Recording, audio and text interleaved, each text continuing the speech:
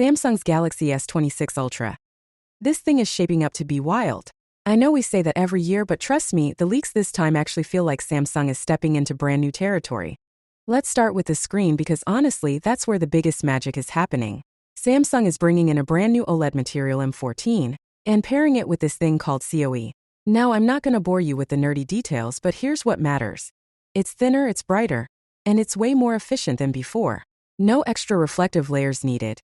It's literally built into the panel. That means when you're outdoors, your phone isn't going to struggle against the sun. And indoors, colors are going to pop like crazy. But the real jaw-dropper? A privacy display. This is actually happening.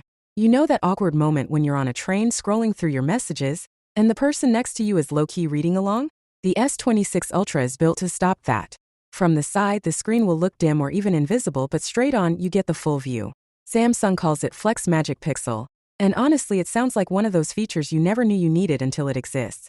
Now, design-wise, this phone is slimming down, which is awesome. But that also means the camera bump is going the opposite way. We're talking a chunkier, almost double-sized island on the back. It actually looks more like Samsung's foldable designs now. And if you hated the sharp boxy corners on older Ultras, good news, the edges are finally more rounded this time. Way easier on the hands. Oh, and here's a fun one. The cases we've seen hint at magnets inside. Which could only mean one thing.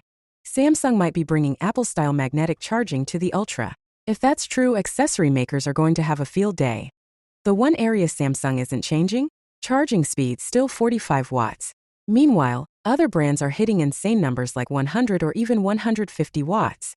But hey, Samsung usually plays the safe game when it comes to batteries. So brighter screen, built-in privacy, a new design, and maybe even magnetic charging. The Galaxy S26 Ultra isn't just a small step up. It feels like Samsung is rewriting what Ultra actually means. Finally, what are your thoughts about it?